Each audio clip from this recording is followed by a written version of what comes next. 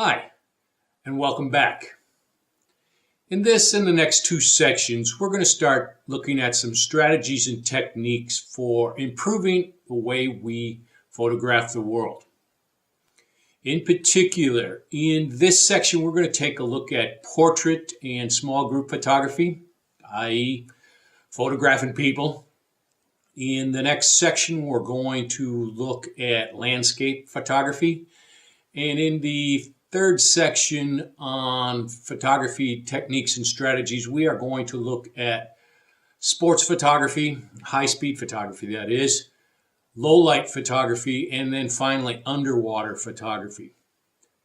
For those of you pretty quick to the punch, you probably recognize that really what we're doing here in this and the next sections is looking at aperture mode on our cameras, whereas in the third section we'll be looking at fully manual mode, wherein we're going to manage not only the aperture size but also shutter speed and ISO.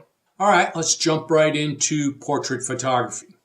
According to Wikipedia, which we all know along with Google is the source of all information, portrait photography is the photography of a person or a small group of people which seeks to display the expression, personality, or mood of that individual. The focus of portrait photography is typically the face of that individual. We're going to take a look at portrait photography not only because going forward I expect 75% of your pictures are going to have people in them, but also because it's going to be a great lesson for us in learning how to manage the aperture on our camera. Okay, so let's take a look at the 5 strategies we're going to employ or take a look at for improving our portrait photography. Strategy number 1 is engage with your subject. I try very hard to engage with this camera, but it's difficult because I don't get visual feedback. I don't get face feedback. You're going to be right in front of the people you're about to photograph. It's time to engage with them. And by engage, I don't mean say cheese or whatever the equivalent to that particular expression is in your country. All you're going to get when you do the say cheese thing is this supercilious smile, and nobody's interested in a mouthful of teeth. Our definition of portrait photography is that we were after the personality, the emotions, and the mood of that individual. Supercilious smile is nobody's mood. So how do we engage then with our subjects?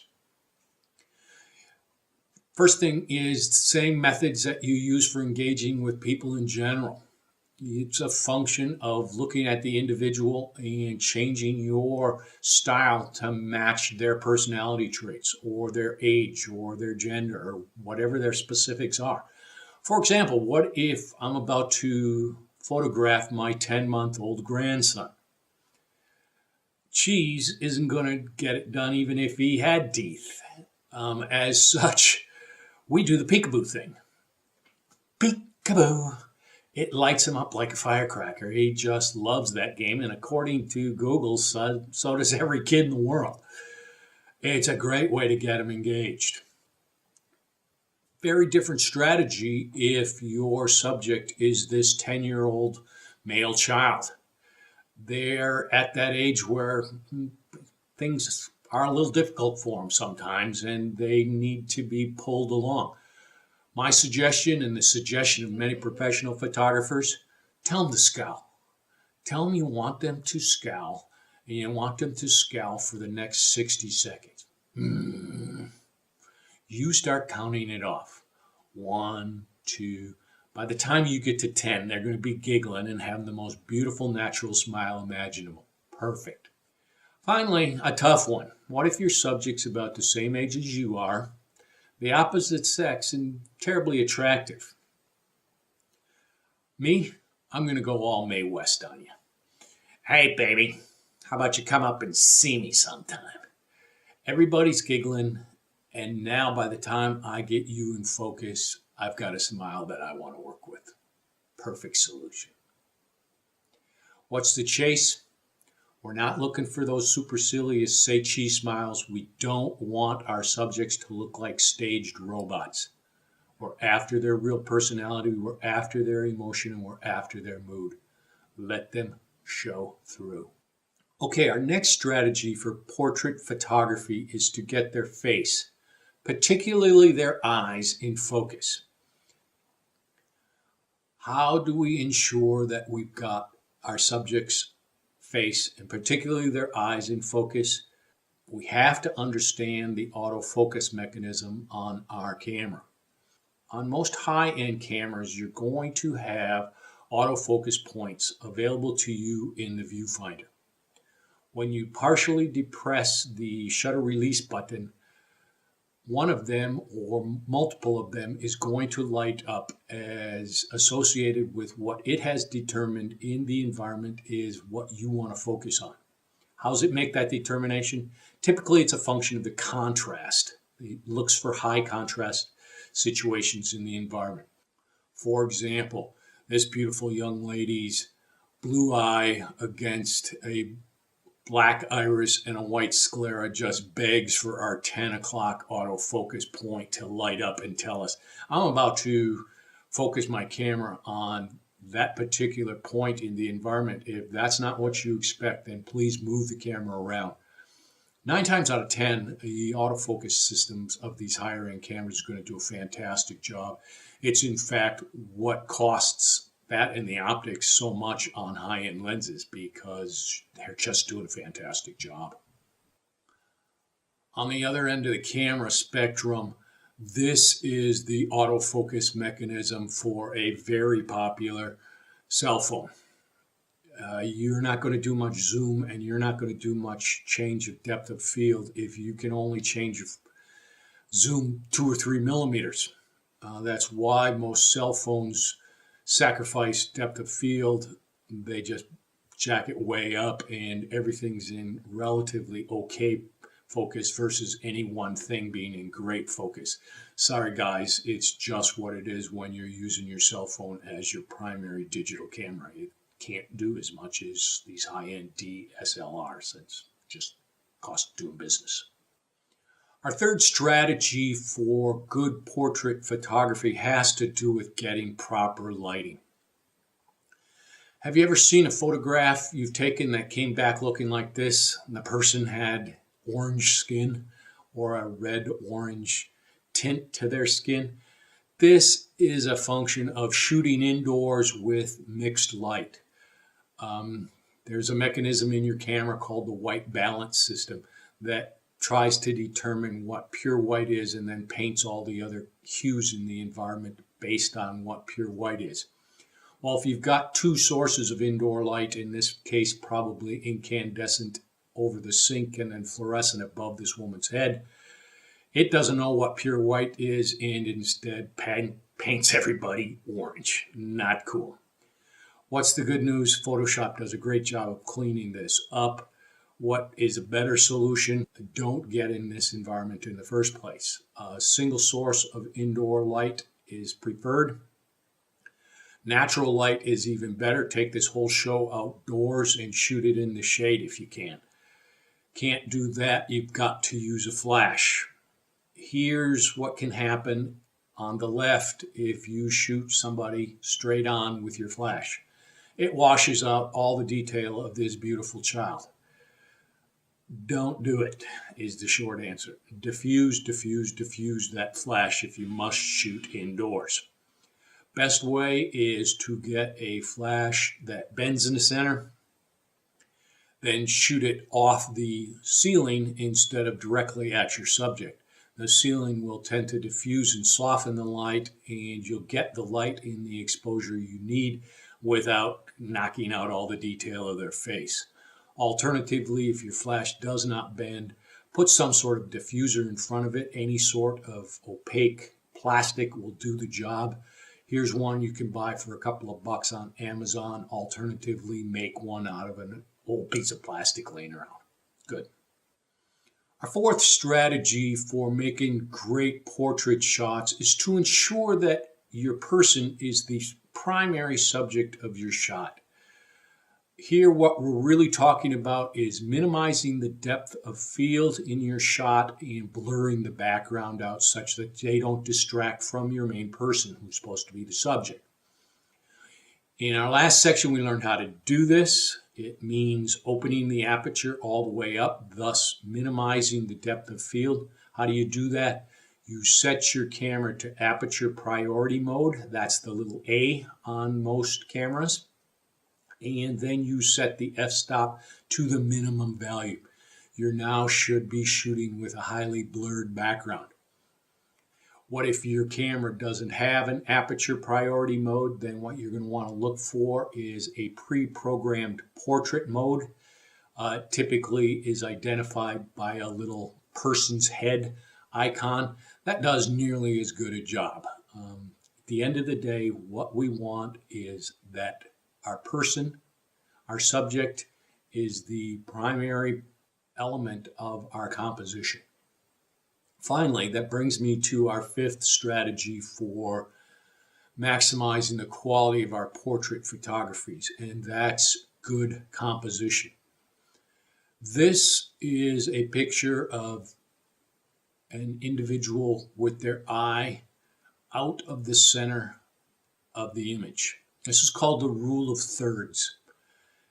Basically, the strategy is to, of course, make the subject your primary element in the composition of your image, but then get that person out of dead center.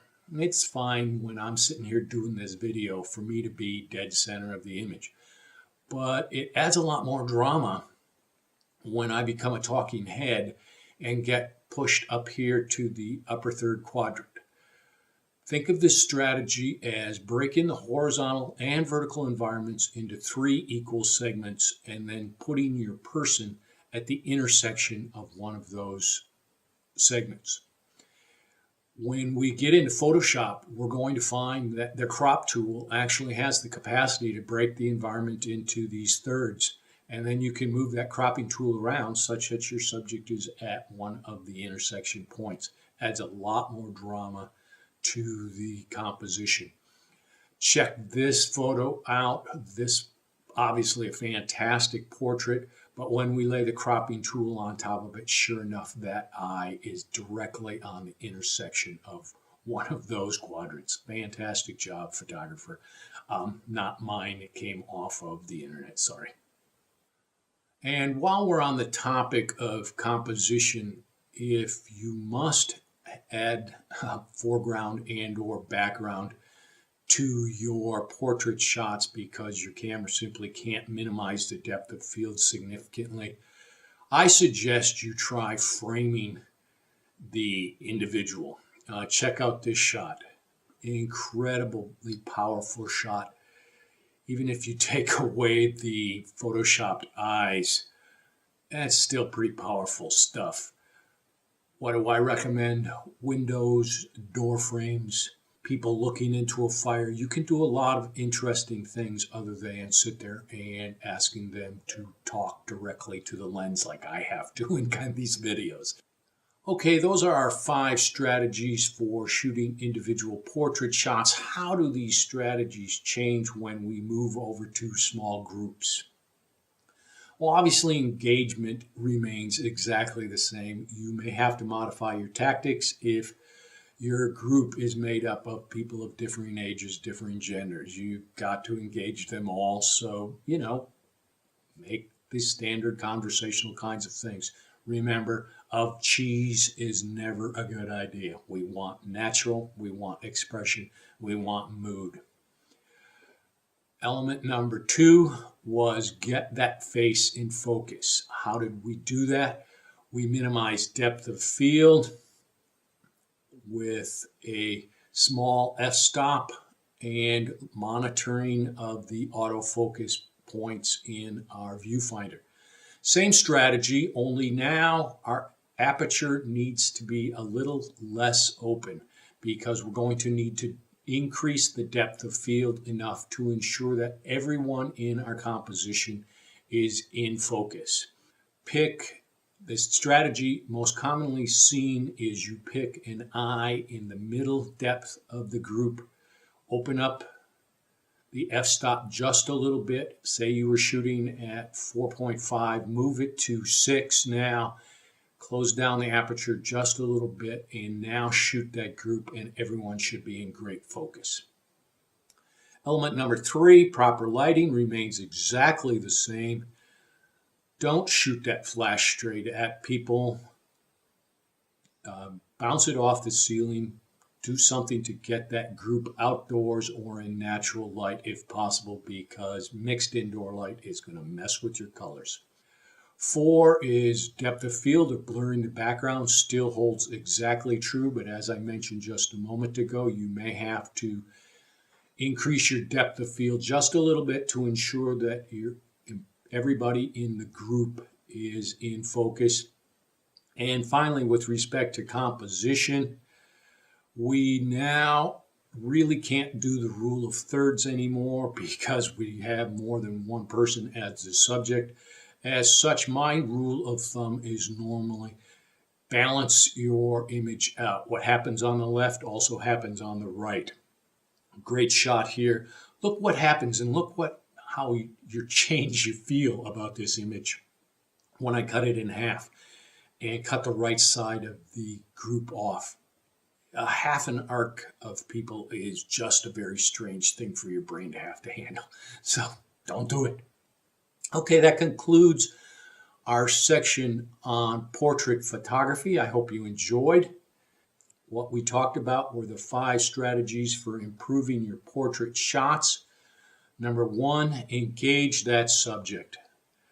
No more just supercilious smiles. We want to see true, natural expression, personality coming through the lens, and that person's mood grabbing you and becoming part of the image.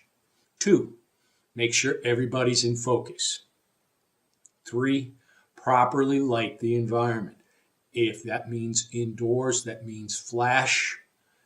Don't directly shoot that person in the face with that flash. Diffuse, diffuse, diffuse.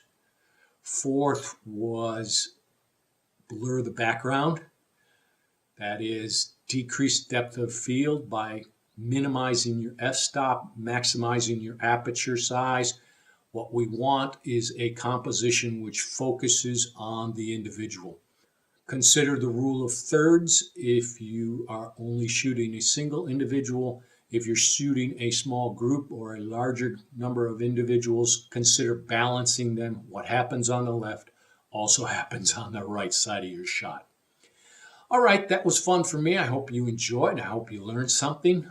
Remember, we're going to study landscapes in the next section. See you there. Keep on learning.